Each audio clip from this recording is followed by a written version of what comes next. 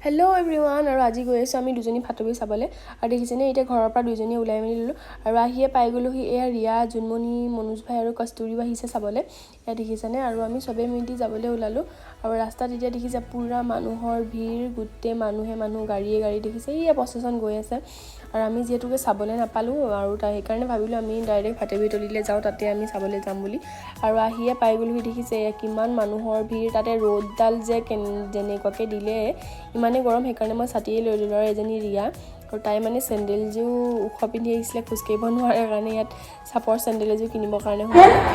গতিকে মোৰ আজি জীৱনটো সঁচাকৈ ধন্য যেন লাগিছে জীৱনত বহুত জেগা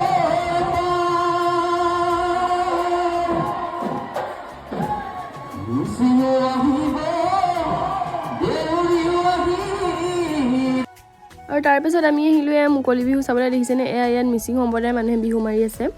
আৰু সেয়াই আৰু মনোজ ভাই নাহিলে কস্তুৰী ইমান ৰ'দত আনিব নোৱাৰে কাৰণে মনোজ ভাই দোকানতে ৰৈ দিলে আৰু এয়া জুনমণি আৰু ৰিয়াই পূৰা ব্লগ বনাই আছে